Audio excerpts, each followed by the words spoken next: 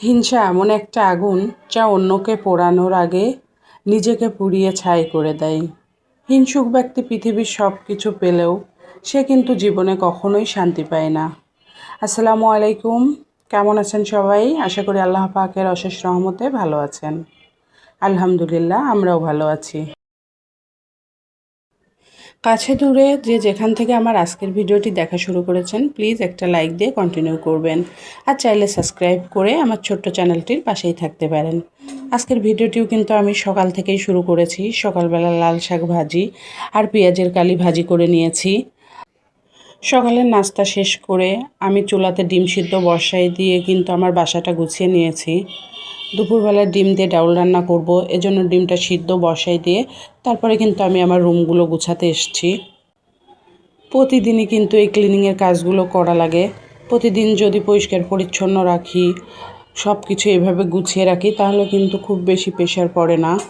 অনেক বেশি কিন্তু রুমে ধুলাবালি বা অগোছালো হয়ে থাকে না। এই কাজগুলো কিন্তু রেগুলারই করা লাগে। আর রেগুলার করার কারণে কিন্তু অত বেশি চাপ পড়ে না, অনেক বেশি নোংরা হবার কোনো সুযোগ থাকে না। কিন্তু আপনি যদি কাজগুলো না করে ফেলে রাখেন, কয়দিন পরে করতে যান, তখন কিন্তু অনেক বেশি ধুলাবালি পড়ে যায়। আর ওটা পরিষ্কার করতেও কিন্তু অনেক সমস্যা হয়ে যায়। কিছু পোশাক ছিল, পোশাকগুলো আমি বারান্দার থেকে তুলে নিয়ে এসে ভাঁজ করে আবার এখন ওয়ারড্রোবে রেখে দিব। আসলে সকালে নাস্তা করার পরে কিন্তু এমন অনেক কাজ থাকে যেগুলো আগে গুছিয়ে নিয়ে তারপরে কিন্তু আবার দুপুরে রান্নার জন্য রান্নাঘরে যাওয়া লাগে। তো মোটামুটি বাসাটা সম্পূর্ণভাবে গুছিয়ে নিয়ে আমি কিন্তু তারপরে আবার দুপুরে রান্নার জন্য যাব। আজ সকালে যেহেতু আমি 2 রকমের ভাজি করেছি, তো দুপুরে মোটামুটি একটা তরকারি রান্না করলেই কিন্তু আমার হয়ে যাবে। তো সেই দিক থেকে কিন্তু আজকে আমার রান্নার চাপটা একটু কম আছে। যেদিন দুপুরে রান্নার কাজ কম থাকে সেদিন কিন্তু চেষ্টা করি বাসার কোন জায়গাটা একটু ক্লিন করতে হবে, কোথায় গোছাতে হবে, এক্সট্রা কাজগুলো একটু করে নেবার, যাতে সময়ের ভিতরেই সেটাও শেষ হয়ে যায়।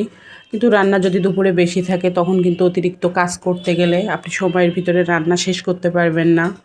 এদিক থেকে আমার মেয়ের রুমের পড়ার টেবিলটাও সুন্দর করে কিন্তু আমি গুছিয়ে দিয়েছি।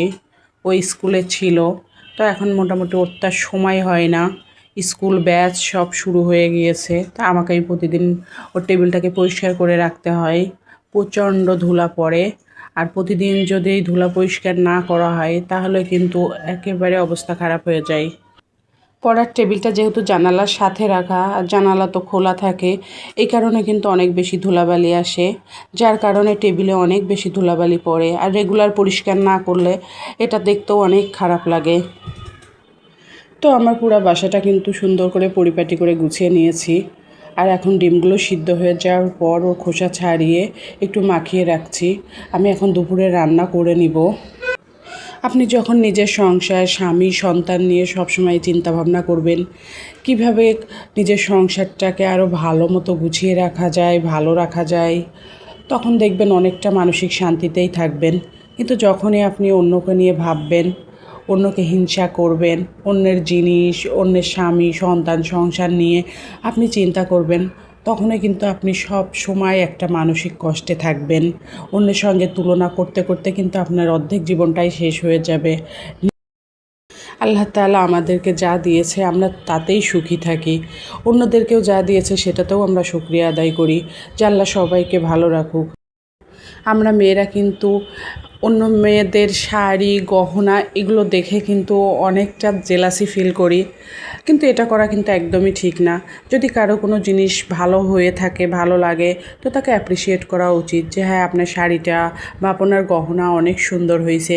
এক্ষেত্রে তো জেলাস হবার কিছু নেই। আল্লাহ তাকে কেনার তৌফিক দিয়েছে। এই জন্যই কিন্তু হিংসা এমন একটা আগুন, যে আগুনে আপনি সারাক্ষণ পুড়তে থাকবেন। আর জীবনে সব কিছু পেলেও কখনোই কিন্তু আপনি সুখী হতে পারবেন না। আর আপনি যাকে হিংসা করছেন সে কিন্তু দিব্যি ভালো আছে।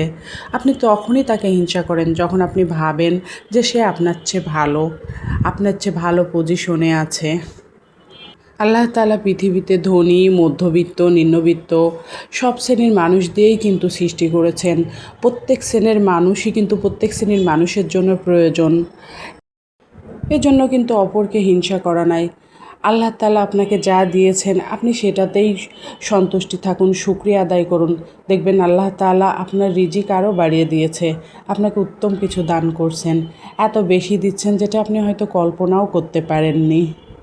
এজন্য অন্যকে হিংসা নয়, আমার যা আছে তাতেই সব সময় শুকরিয়া আদায় করবেন। অন্যকে হিংসা করে আমাদের সময় নষ্ট করা উচিত নয়, বরং আমাদের সব সময় আল্লাহর সন্তুষ্টি অর্জনের চেষ্টা করতে হবে। আল্লাহ সন্তুষ্ট হলে আল্লাহ আমাদের এমন রিজিক বাড়িয়ে দিবেন হয়তো যেটা আমরা কখনো ভাবতেই পারিনি।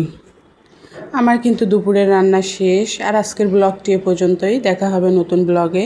আল্লাহ তাআলা সে পর্যন্ত সবাইকে ভালো রাখুক, সুস্থ রাখুক, নিরাপদে রাখুক। আল্লাহ হাফেজ।